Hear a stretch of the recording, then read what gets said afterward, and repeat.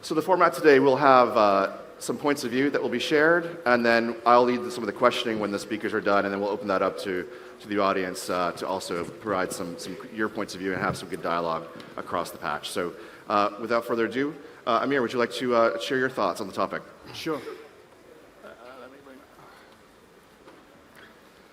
Okay. Can you guys hear me okay? Perfect. Okay. I'm presuming my slides will just come up. Magic. Okay. So hi everyone. As said, my name is Amir Nooriala. Quick hands up. Has anyone actually heard of OakNorth in the room? Okay, way more than I expected, and you're all better than my mum, so that's great. In terms of OakNorth, we're a challenger bank, so we actually exist to disrupt the market, to challenge the incumbent. So in terms of answering the question of, meeting changing customer demand, we were created to meet that change in demand. So I've got 15 minutes just to talk you through that. In terms of myself, I've been with OakNorth for a year now. I spent the first 12 months as the Chief Operating Officer, so looking after the day-to-day. And as of last week, I've now become the Chief Strategy Officer, so I like the word chief, which means I'm in charge of innovation, investment, partnership, acquisition, etc., i.e. growth for our firm. So, in terms of the problem that OakNorth was created to solve, it's providing debt financing to SMEs, so small and medium businesses in the UK, as well as globally. And if you think about Germany and how we all, up until 6 months ago, raved about the German economy, it's all driven by SMEs, or the brittle stand, as they call it. That's one of the big things every politician and every kind of head of bank you speak to will be, I'm going to target SMEs, they're going to be the engine of growth for this country. And that's what we're all about. So in terms of what is the actual problem, the problem is SMEs, and I'm going to describe to you what I consider the SME in this case. I'm talking about more M than S, so not individual contractors, but actual successful businesses. They've been operating for a few years. I've got a little bit of echo.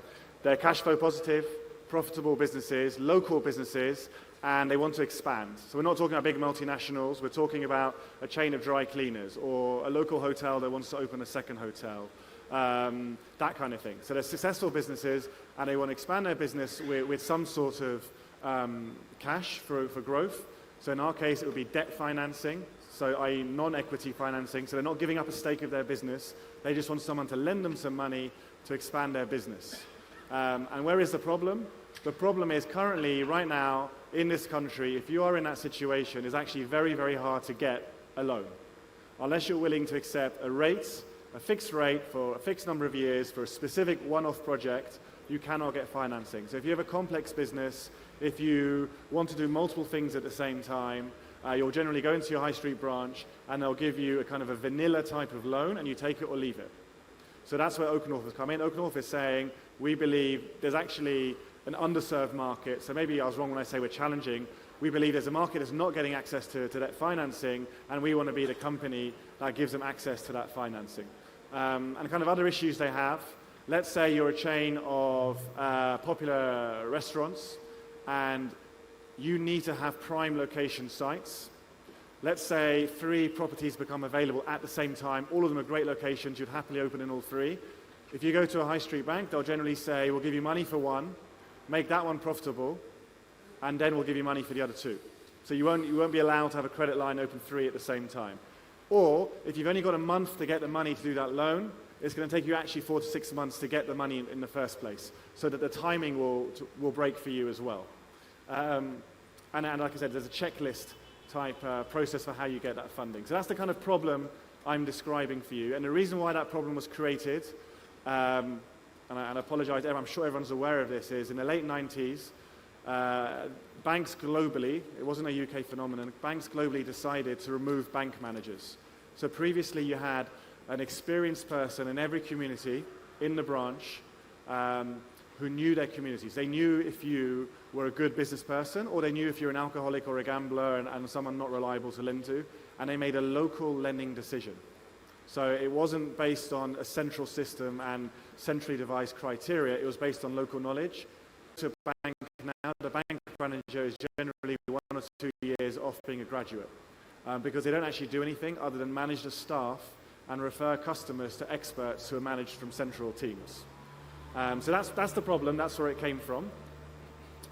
And that problem I'm describing is here, the middle bracket here. So I'll talk you through the differences in the three types of SME lending. So depending on who you speak to, they'll give you a different answer in terms of what does SME lending mean. At the top end, you've got the smaller loans, the micro lending. That's generally less than 100 grand. Let's say probably more like 50 grand. You can go and get a loan in 5 minutes as a business these days. You can go to Esme, iWalker, EasyBob. In the US, we've got Cabbage, On Deck. There's lots of different ways you can get access to micro lending.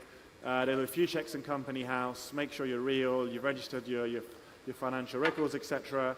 And then they'll lend you 50 grand in your bank account 5 minutes later, unsecured loan.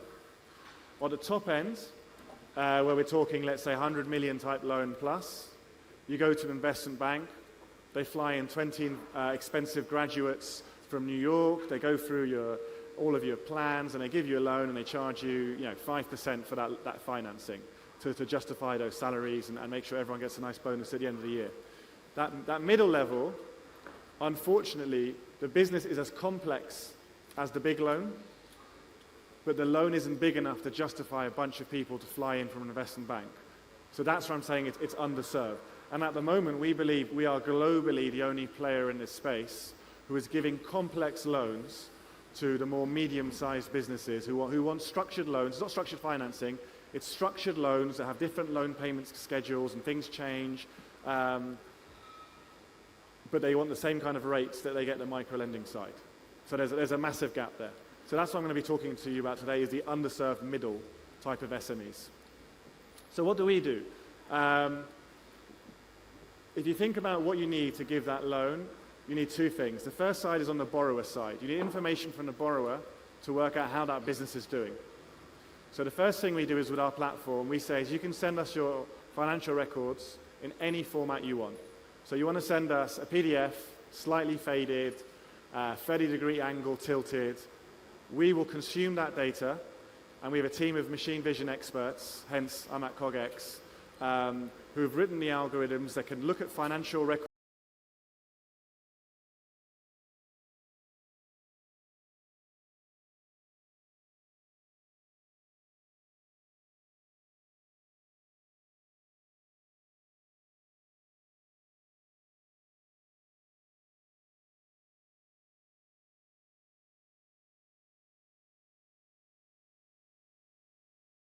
and that's the comparables, that's the market data side of it. So we have a team of data scientists who look at sourcing local data, because if you remember what I said at the start, these are local businesses. They're not big multinational corporates. They're successful local businesses. So you need sector and region-specific data to then compare that borrower to do the comparables. So if they are a chain of restaurants, how much are they making per order? How much are they making for their type of cuisine? How much they're getting footfall compared to other people within that postcode, right? Very, very localized data. We have a team of data scientists who source the data for us, and then we have a team of AI engineers who write the algorithms to automatically create the insights for us. So we have a team of machine learning, machine vision experts that consume the borrower side, data scientists, AI engineers who do the comparables, and then you get 80% of a credit report, and then our in-house analysts will come in and finish off the report and make the recommendation on whether to lend or not. So that's what this lovely kind of fancy flowchart, which is a very similar brain to the CogX logo, purely by luck, is trying to show you. And then these are the kind of comparables that our algorithms will create for our analysts to then write a summary on. So if it's a hotel, we'll be able to look at the average occupancy rate for that hotel and the business case for the next one they want to open. Now, this is key for a number of reasons. The hotel might say to you as a bank, my room rate year on year is up 5%. So my occupancy rate is up 5% year on year. What they don't know is their peers in that localized area are up 15%. So even though they're up year on year, they're underperforming the market. So when you're a bank and you want to lend, what you look at is if there is a downturn. So let's say it's a local King's Cross hotel, like my in-laws own 2 minutes down the road. like a nice bed and breakfast, they want to expand it. They might think they're doing very well year on year. They might not know their peers are doing better than them. What you've got to think about is the pound strengthens and that tourist footfall drops down. Are they going to be affected more than the market? If they're underperforming in terms of footfall, if they're underperforming in terms of food and beverage percentage intake compared to other hotels, they're more likely to struggle with cash flow, i.e. making payments back on that loan. So that's where that local data is very, very important, and it has to be local. It doesn't if the hotel's in King's Cross, you can't do a comparable for a hotel in Waterloo. It's a very, very different footfall, foot traffic, tourist pound that comes into that. So you need very, very geotagged, localized data to do comparables on. And that's the kind of things here that our algorithms will do. So the average revenue you get per room. That's not just the room rate, that's the food and beverage on top as well. So these kind of insights will tell you, is their menu underperforming, not just their actual occupancy rates.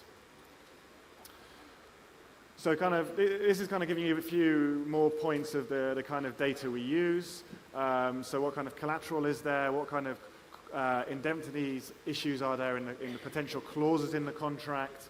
I've talked about sector-specific. Clustering on the type is very, very important to find hidden trends. You don't want to look just at a small amount of data. We generally, and you're going to laugh at me when I say this, we try to look at 7 years minimum, and you'll say 7 years is not enough, but 7 years we think is enough to do a loan for us, which on average is just under 5 years. So we do 7 years of data, and things like the peer analysis. So overall, the model I'm describing, and this is for the comic geeks out there, is more Iron Man than kind of Ultron evil robot. So what we're saying is you're never going to have a machine lend to this type of loan. So these loans are, let's say, $500,000 to 25, 30 million. And even if you could get a machine, you don't really want a machine deciding whether to lend someone 30 million pounds. So what we're saying is it's not going to be 100% automated. It's, depending on who you ask, up to 80, maybe 90% automated. So everything which is non-value add, everything which is around normalizing data, structuring data, sequencing data, anything which is about sourcing data, doing comparables on data, that will be automated. And then a credit analyst comes in at the end and does the pure decisioning part. They're not wasting time on anything other than actually using their economics degree to actually make a decision on a loan. So robot versus, human assisted by technology as opposed to evil robot, which will make the guys of you on the ethics side happy. So what have we done? So we're a bank. Everything I'm saying is real. It's not theoretical. I'm not pitching some software to you. We were the third bank to get their license in the last 150 years. So the first one was Metro. The second one was Starling, and unfortunately couldn't make it. The third one was us. So we got our banking license. We've been lending on balance sheet. So we're a real bank. We lend with our own money. We've so far lent just over 3 billion. We've had over $500 million, coming up to 600 million paid back. So we've had a sizable amount paid back. We've never had a default. We've never had an actual late payment, i.e. we've had a late payment because someone's bank was down and their payment system couldn't send the money out, but they were able to do it a few days later. So I can't say we've never had a late payment. I've been told we're not allowed to say that anymore. I've been told to say we've never had a technical late payment. I'm going to say it anyway. We've never had a late payment. We've never had a default, right? That's over 3 billion of lending. We've created 10,000 homes. We've done a lot of property lending, 13,000 jobs in the UK. Hence, governments like these type of businesses. SME lending. These are growth businesses. We're only successful if the businesses we lend to are successful. So we're not a Wonga trying to charge you 15,000% and then you go bust and we seize your assets. We need you to pay back so we make our money back, and then you come back to us for another loan. So it's a real bank. We've got a lot of attention. Up until 2 weeks ago, when those TransferWise gits overtook us, we were the most valuable fintech in Europe. We're now the second most valuable because of what we've achieved. And then what we've done now is we've licensed our technologies to other banks in the world. So we've decided we're not going to go to every country and create OakNorth Bank again and again and again. Instead, we're going to license our technology to other banks around the world. And we've got 13 banks now using our technology to do live lending globally. So US, Canada, we've got a lot in Europe, so Hungary, Italy, Spain, Croatia. We've got Asia just kicking off at the moment. So we're live with 13 other banks, and we've got a pipeline of another 30 who are due to start with us. My remote control has stopped. Do I need to go nearer it? There we go. And then one of the challenges to say, how do we fund our lending? We fund our lending through deposits. So savings accounts is a very simple business, a bit like a building society. We take savings from UK savers, we give them to UK businesses as a loan. Very, very simple business. And then the other challenge we thought is, how else can we offer our savings products to people who might want savings? We've started partnering with the other fintechs who don't do savings, because savings are a cost. Every pound you collect, you have to give interest on it. No one likes to offer savings. So if you go to any of these apps that all of you now use, none of them offer savings. So what we're trying to do now is partner with people, and then there was a big press release about a month ago, where now if you go into the Monzo app, you can open OakNorth Savings. If you open that OakNorth Savings, every pound you put in goes to a UK business as a loan. So we're offering, and we're trying to solve another challenge as well, is kind of financial literacy and give higher interest rates to people who are not necessarily rate seekers and go to Best Buy tables. They're more convenience seekers as well. So we are trying to use our funding model to solve other problems as well. I have no idea how many minutes I've run. I haven't looked at my watch, but I'm done, and I'll hand over. Thank you, Amir. Thank you. Excellent. Great. Thank you very much. And so now we'll have Ranil's perspective.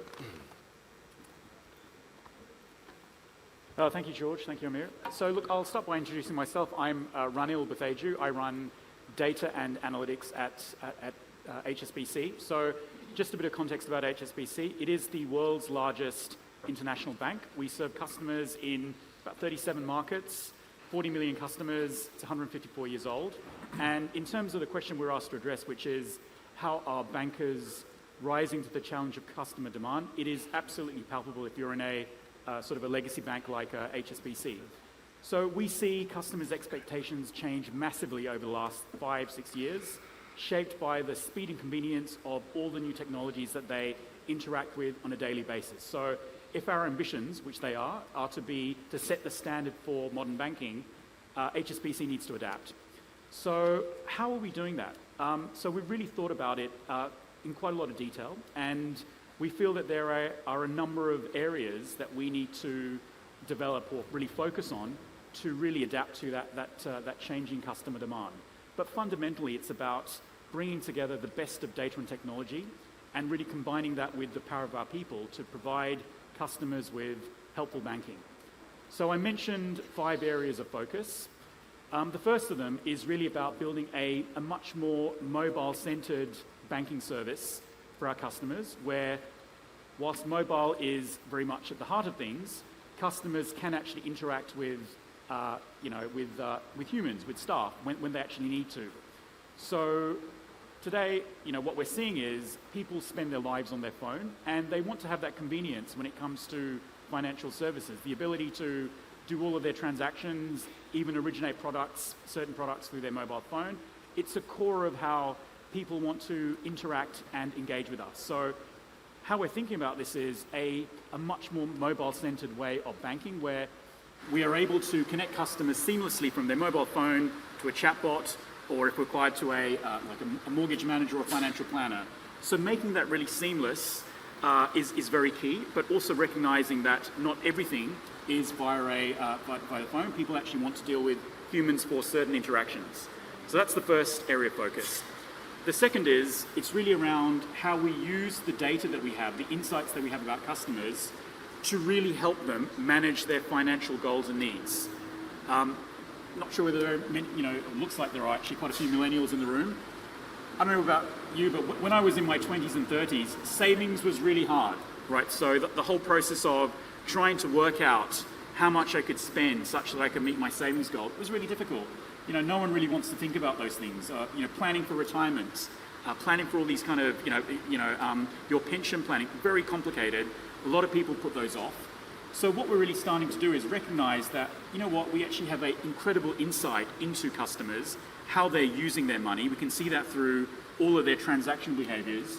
Let's actually use that to help them reach their goals, right? So how can we use things like behavioral economics to break down problems like saving for gold, break it into much smaller bite-sized pieces, and really use messaging and nudging to help customers reach those goals in a way that is very different to the standard approaches. The other opportunity that the data gives us is it really helps us, if you think about the vast wealth of data we have on customers, if you expose that back to them, there's a tremendous amount of insight. You can actually benchmark how you behave versus people exactly like you.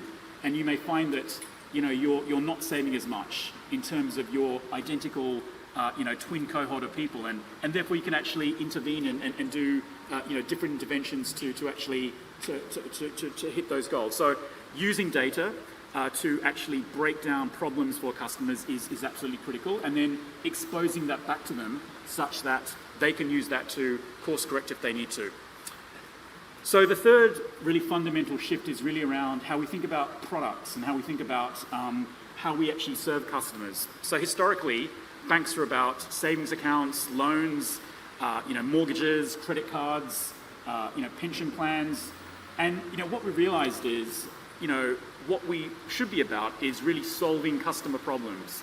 So rather than creating, a whole range of products, what we need to do is start thinking about how do we solve problems for customers. So rather than just giving a customer a credit card, why don't we think about how we could use our amazing mobile-centered journey for accessing credit, combine that with all of the insights we have about their spend patterns, the restaurants they love, to give them amazing recommendations about travel, and then combine that with a whole messaging sort of strategy such that these things come together, and we've actually created a really compelling way for customers to solve a travel need rather than here's a credit card.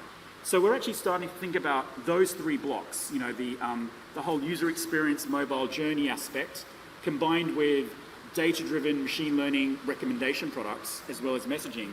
Combine those three things together and actually create something that is way more than the sum of those parts, something that actually solves very specific customer problems. So that's number three. Number four is, for us to really meet changing customer need, as a bank, we need to recognize we can't be the experts at everything. We're in an ecosystem now where there are tech titans, fintechs that come up with amazing ways of solving customer problems. The way that we've really started to think about that is, how do we actually partner with a whole range of others such that we can combine components and actually solve customer problems, rather than trying to do everything ourselves. So the approach these days for us is very much about creating that ecosystem, working with a range of partners where they're better than us at certain things, and actually trying to put that together such that we can actually solve the very specific needs of our customers in a way that's faster than really trying to learn and do that ourselves. So number five, changing customer needs. There's kind of a big impact on our colleagues, right? So the staff at a bank like HSBC. So the first is, what we want to do is really empower our frontline colleagues to really delight customers. And what that means is we can automate a lot of the more repetitive admin type activity and actually give them tools where they can delight customers by, really showing them how to, what their needs are, how to actually, deal with them with empathy. So really empowering the front line with removing the admin and actually giving them tools to understand customers. That's clearly a major area of focus for us in terms of upskilling our staff. The second is, we recognize that now there are a whole bunch of roles that didn't even exist a month ago. We're literally looking at roles like data ethicists, algorithm mechanics, mixed reality experience managers, where these roles, we're actually creating them as we go, right? They're doing things that just don't exist. So there's also a stream about creating these roles, really trying to shape some of these kind of new skills that just did not exist in the past. So to summarize, there are, I believe, 5 areas that, banks need to really master to really meet changing customer needs. Now, so who's going to win this game, right? So here we are at CogX. We've got, fintech vendors. We've got people like Amir, kind of new startups. We've got traditional banks, a whole range of vendors. So keen to see a show of hands. So who thinks that the bank of the future that we know we need to build, who thinks that is going to be built by people in Canary Wharf or Wall Street?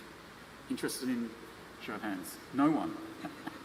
Fantastic. Thanks for the vote of confidence. Who thinks it's going to be Silicon Valley or Shenzhen? Not many. Who doesn't know? I don't know. I'm the same, right? So I don't know. But I'm actually betting that it's going to be a bank, a legacy bank, that is actually going to win the future. And I'm actually, one of the reasons, I've been at HSBC for about 7 years now, worked a whole number of, different parts of the world. And the reason that I love what I do, and I feel very passionate that an HSBC-like organization will be able to build that bank of the future is, I believe that in addition to those 5 things, there are a number of, core things that legacy businesses have that, some of the new incumbents don't have, right? So the first is a data advantage, right? So HSBC has close to 40 million customers globally, right? So, and for those 40 million customers, we have a tremendous amount of data. Like we see cards transactions, payments, digital behaviors, we see their attitude to wealth risk. So it's an incredible advantage of data that we are already sitting on. Plus we have the history of that, right? So we understand how customers behave during credit crunches and depressions. We understand how to see those leading indicators because we've got the history of data. So fundamentally, the data advantage that a legacy bank has, it's for us to lose, right? So we already have the customers, we already have the data, we can start to use that. We don't need to go out and source that externally. Absolutely, we can supplement what we've got, but using the data that we have, a tremendous goldmine and source of competitive advantage. The secondary is trust, right? So if you think about, obviously, all of the big banks, they're getting nibbled by all of these kind of very nimble startups and new players. But the one thing that an HSBC has is trust, right? We've been around for more than 154 years. We weathered World War I, World War II, the Great Depression, the Great Recession, Asia currency crisis. Went through all of that with the strength of our balance sheet, and people know that, right? So when it comes to the really big decisions in your life, like planning your retirement, planning your child's education, the trust that a bank has is something that is supplementary to the kind of very additive to things like having the best experiences and journeys. So I definitely feel that the trust aspect is another driver of an HSBC type organization, winning that war for the future of banking. And then the third one is really around regulation and compliance, right? So it's not the most interesting of topics, but it's actually fundamental to what banking is all about, right? So we deal with multiple regulators all over the world, and literally, if we count up the number of regulatory change, it's like literally hundreds per day. So the whole process of really addressing that and managing it and really being able to respond very quickly to changing regulations and around things like anti-money laundering, financial crime, terrorism financing, tax avoidance. We have it's a machine, right? So last year I was at CogX. I heard someone from Facebook talk about the efforts they put in to combat fake news, and the gentleman got on the stage and said they had about 400 or 500 people globally, working on fake news, right? We have literally thousands, if not tens of thousands of people focused on money laundering and financial crime, right? So it's a fundamental driver of banking, and it's one that, the traditional banks are, they've developed a long history of being able to manage it. So in summary, consumer expectations are changing massively. If banks want to meet those expectations, we've got to really reimagine ourselves around being a bank of the future. I described 5 areas of focus, and I've also shared why I feel very confident that a bank like HSBC can absolutely survive and thrive in that new world. That's actually it. So George, I think. Perfect. Yeah. No, I think both very interesting and important presentations and points of view from banks that are operating here in the UK market, but also have global impact, as discussed or as mentioned. I guess the first question in my mind, as I was hearing, reflecting on your speech, your talk, Ranil, is actually the presence of trust, and how do you kind of, that's been a big asset in terms of how you think HSBC will move forward. I guess there are a number of examples where this technology that's underpinning some of this transformation is very tricky, and sometimes has unintended consequences. And I think that's the question would be, what are some of the guiding principles HSBC and OakNorth, because I think, Amir, it's also important for you to address this, is what are some of the guiding principles around trust and fairness in terms of dealing with a customer that you think are important to infuse in the types of work going on in leveraging artificial intelligence and some of the other technologies that people rightly might distrust today? Sure. So I think one of the areas is actually using data to solve a lot of those problems. So we've actually started a whole number of streams of work where we're looking at data and trying to look at leading indicators of customers getting into difficulties. So traditionally banks would, you'd miss a card payment and then you miss a second one and then you go into a horrible collections journey and then often it's too late, right? So what we can do is see the early warning signs. So we can start to see when customers look like they're overreaching, they're starting to spend more than they're earning. And rather than wait until things get into difficulties, we can use financial literacy and in a very non-obtrusive way to help guide customers and educate them about how to balance it. So that's one of them. The other one is really around things like vulnerability, right? So I saw some stats recently that in the UK, there's the percentage of people that are at a reading age of under 12. It's quite large, right? So how do we actually really simplify the language that we use? How do we identify who's vulnerable and then ensure that we actually understand that as they kind of work through the financial life? That's an area where data has a sort of a huge role to play. Amir, your view? I mean, in terms of just some of the processes you mentioned where you get the benefit of automation around lending, for example, and sort of the challenging nature of just managing data in that regard. How do you sort of what sort of principles does OakNorth use to underpin some of this automated decision making as well? So I think there's a couple of things. I'll give you a bit of a lengthy answer. So I think there's a couple of things here. I think slight digression. In the space I'm in, so the kind of challenger space, you'll hear terms like fintech, neobank, challenger bank, whatever made up term someone comes to market themselves, right? I just want to talk through why we have these different terms. When you get a fintech app, one that will give you a current account and a card, it might not actually be a bank. It might be an EMI, an e-money institute. What that means is they don't have a banking license. And that's very important for a number of reasons related to trust. And this is why I'm giving you a bit of a long story here. Because we have a banking license, we decided day one, as part of being a lender, people need to trust us, so we want to be a regulated bank before we start. So if you're not dealing with a bank, and look at your apps and you'll see whether they've got a banking license or not, the executives of that bank are not under what we call the SMR, the senior manager regime, right? The executives of an actual regulated bank can only be appointed if the regulator actually approves and says, you have the right level of experience to work in a bank and handle people's money. But anyone can set up a fintech app that handles money with an e-money license without that. So that's the first thing, is are you actually dealing with an actual bank or not? And that's why you'll hear the word neobank, that means they're not a bank, or fintech, not a bank, or you hear challenger bank, those are real banks with banking licenses. So for instance, when I was changing roles to go from COO to become Chief Strategy Officer, my replacement had to be approved by the regulator to say they are qualified enough to be as a COO of a regulated bank. And so my start date got delayed by 2 months because there was a backlog of people the FCA were going through. It also means that when I was COO, if we were doing bad loans, I could be personally liable if I was signing off our processes. If I wasn't checking the algorithms and the process of how we actually go through data, are we mishandling people's data, are we GDPR compliant, all the rest of it, I'm personally liable. I could be fined, I could be stripped of my role, and I could be banned from working in this sector. So the first thing in terms of trust as a challenger bank, the key for us was we want to be a bank, not an e-money institute. The second one is simple things like FSCS insurance. As I said to you, we fund our lending through deposits.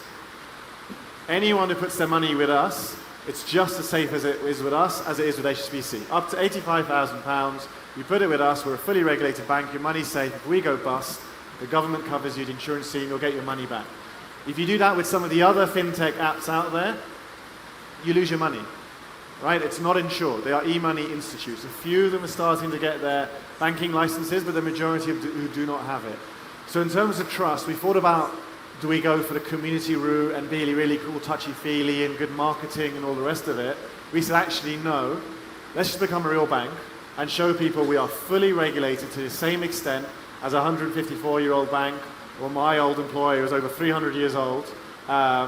But we're brand new, newest technology, everything's streamlined, costs will be lower, loans will be customized to your needs, but we're as regulated as any institution. So that's the route we took with it. Does that answer the question? It's very good. Yeah, I think the notion that you actually, under this new management, you have to be personally liable It's very for important. that. It's very important. It means you're not going to do rogue things with your technology. You're not going to let your engineers play around with real people's data or money. Right. Right? You're going to be a bit more sensible. Yep.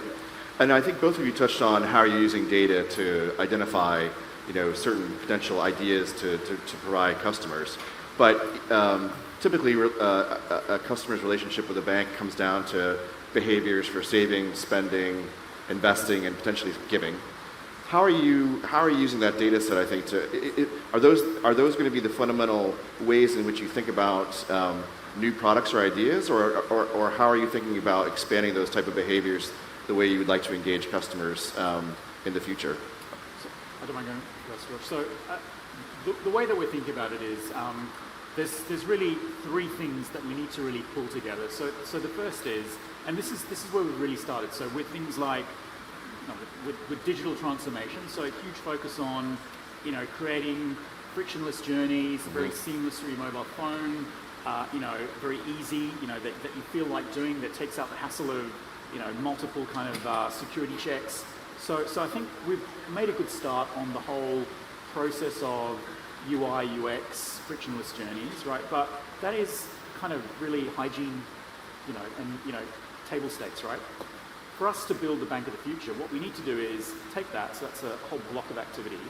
We then need to take the data piece, right? So as I said, we have this incredible richness of data on, all of your spending and savings and where you spend, how you spend your money, where you are. You've got all that insight, right?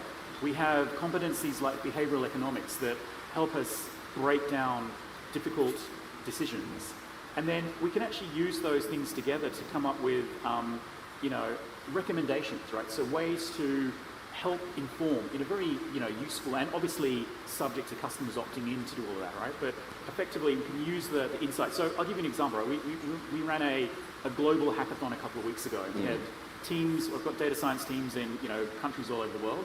And many of the top entries, they're really focused on how do you actually use the really granular transaction, how could you use that to help millennials to save for goals, right? Because it's something that people really like, it's a generation where people want to have experiences, they find it hard to save, but we could actually use like really small transactional insights combined with messaging to really help people hit their goals, right? Help customers reach their goals. So it's that combination of the spending, all those transactional behavior, how to use that to help people save for future goals. So combining those two things together in journeys that are amazing. If you do that, you've actually solved a customer problem. And I think where a lot of banks have come from is they tend to see those three as three separate blocks. Really what we've got to do is combine them together and actually use that to solve customer problems. But that's a real advantage that we have. And it's one that it's not going to last forever, right? So you only have to look at China where you've got the WeChats and the Alis where they've kind of already intermediate banking. Right? They are between the customers and the banks, and they've got all that data. Will the rest of the world, I'm sure it will take, so we've got a very short amount of time to create these really compelling propositions that solve customer problems, is my view. Okay. Amir, your view? Yeah, I mean, I'll again talk about lending. So in terms of data, the first thing is the average high street lender doesn't really use data for lending. They just look at who you are and look at your cash flow and go, yeah, fine, here's a loan if you can meet this criteria. Are you cash flow positive? Are you profitable? Blah, blah, blah, here's a loan. So the first thing in terms of sourcing all that data I mentioned in my presentation about doing comparables is, can we get index of data? Can we get a list of all the companies around the world, public or private? Because local businesses are predominantly still owner run, so they're privately held by some sort of family business. So can we get a listing of all private businesses, use that as an index to then go and find other data sources to link it to, like occupancy rates or foot traffic, blah, blah, blah. Then the next step of that is, can we look at non-financial data or what people call alternate data sources? So what we're looking at the moment are things like curated Twitter feeds. Now why would you think, why are they looking at Twitter feeds for a loan decision? Well, if you think about most of these small businesses, they're retail businesses, so they're dependent on customer sentiment. So we look at, are they getting good reviews on Twitter? Or are they hated in their local market? And so if they expand, they might be doing well right now, but if they're hated in the market reputationally, this is not going to go well, it's going to go downwards, trend-wise. We use that as an indicator. Another one is CSR, so kind of corporate social responsibility. We go to environmental data sources and look at their records there as well, because we know, first of all, as a firm, we only want to partner with people, and we see all borrowers as partners, partner with people who follow our ethics, but also, in the current climate, most customers now actually want to buy from people who are ethical as well, who have a good environmental policy, a good recycling policy, a good kind of minimum wage, national living wage policy, etc. So we look at the CSR rating for companies as well, so non-financial data. So we're using data all the time to try and bring as many insights as possible as we can on a borrower and a potential loan they want to do to make that lending decision. Great. Another, I think, kind of point that came up was, I think, in particular for you, Ranil, is changing from a legacy model, both banking model as well as technology and other types of legacy underpinning the current business, to something that's quite new and something probably more along the lines of what Amir's described. I mean, how do you kind of balance that journey? What sort of changes do you think have to happen within the workforce? Certainly the skills you mentioned, the ethics, the data ethicists, but are there other changes in terms of just thinking around this journey that the bank's taking, or how do you kind of help shepherd that change? So I think the hardest thing for a legacy business is to reinvent itself. So if you're established and you already have a back book that generates billions of dollars of revenue globally, right? It's very difficult to say, you know what, I'm going to just kind of run that into and build something. Like, it's very difficult to do that. If you're the person that's running a business that's generating billions, for you to say, not that, I'm going to do something new, is difficult. And the biggest challenge for us is, one of my colleagues who's actually presenting later on today. So the way that he describes it is, I think everyone's heard of that, the Henry Ford quote, where he said, if you asked a farmer, and he actually did, right, what do they want? All they wanted was a faster horse. That's all they wanted. No one actually asked for a car. And effectively, for me in my role as leading data and analytics and machine learning, a lot of the problems that we get asked to solve are really around, we've got this problem, can you just do a better version of the solution that we've got today? How do you give us a faster horse? Rather than, start from a blank piece of paper, build us a Lamborghini, right? And often what happens is, in a world where there's a lot of legacy journeys, legacy ways of being very analog, the temptation is to turn that into a digital version. So it's, how do I digitize the yellow pages, rather than let's create Google. So it's, the thinking around, forget your legacy, don't look at that. Building on that is you're just building on something that's rubbish anyway. You've got to force yourself to not do that and really start with a blank piece of paper. So that is difficult. It's difficult in an environment where your horse is kind of pretty cool and it's a fast horse, right? So that is difficult. It's a challenge, and it's there's ways that we need to think about maybe having different people looking at different aspects to really solve it. But I would say personally that is the biggest challenge. It's stop building faster horses, create something completely different. Combining those new technologies and come up with something so different that it's really differentiating. That's the challenge. That's the challenge that any legacy business would actually have to deal with. And Amir, how do you drive the change within OakNorth? I mean, you're coming from more of a digital-first proposition, but certainly complacency isn't going to be part of the recipe for success. So how do you kind of keep moving the edge? How do you galvanize the team around the next set of changes? Yeah, I mean, that's a great question. I think the key is, honestly, I generally do these things and I try not to say anything to offend anyone, and Tom, who looks after our comms, always looks at me and says don't do it, but this is the kind of question that kind of gets me going.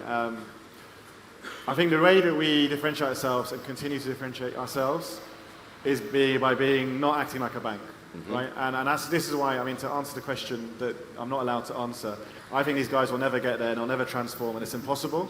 And as someone who's worked there his entire career, that's why I'm saying that. when you're in a startup, there are no promotions or getting MD or the corner office and the secretary and the 300 people working for you and all of that, right? You don't get massive pay raises and you don't fly business class and I've done all of that. I got there, I was miserable, I hated it, but I needed the money, and you come in every day and you climb your way up and you cover your back and you try to stab the next guy and you try to climb. It's not conducive to what's best for the business or my customer. It's about how do I increase my salary culturally. So when the culture is like that, you are never going to transform your business and convert it. And also, exactly what you said, you've got a profitable business. The minute you start trying to shift them to something which is digital, you're making less money off them because you're going to be charging them less. You're cannibalizing yourself. So personally, my opinion, to answer the question I'm not allowed to answer first, never going to happen. They're either going to buy people or completely do ring-fence separate companies and at some point press the nuclear button, shift everyone over and accept the fact they're going to make less money for quite a while. So how do we make sure we don't become that incumbent? I think as long as we're a private company, quite easily, because we are all there for a single purpose, and that is to be the best. And to be the best, our customer has to become the best. The customer has to succeed. So we are, if I steal one of Jeff Bezos' favorite quotes, we are not competitor obsessed. We are customer obsessed. All we care about is how do we make the experience better for the customer? How do we make the loan get to their bank quicker? How do we go from 40-day from yes decision to funding down to under 10 days, which is our goal?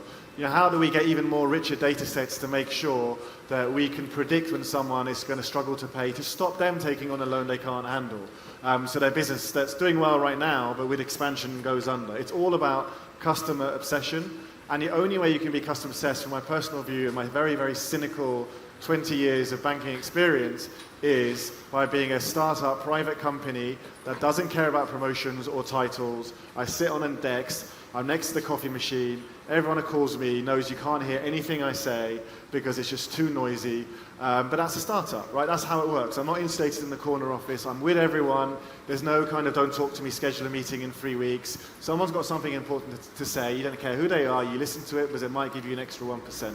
So for me, it's culture, it's organizational structure, but it's part of your being and you're not going to transform. So very, very brutal answer, and I'm going to get told off afterwards, and I apologize, Tom, for doing it. I couldn't help it. I had to say it. Sorry. Very good. Very good. Well, I think we're just about out of time, so huge appreciation, and thank you both for sharing your views. I think it's been quite candid and quite good. So thank you for the session. It's been excellent. Thank you. Thank you.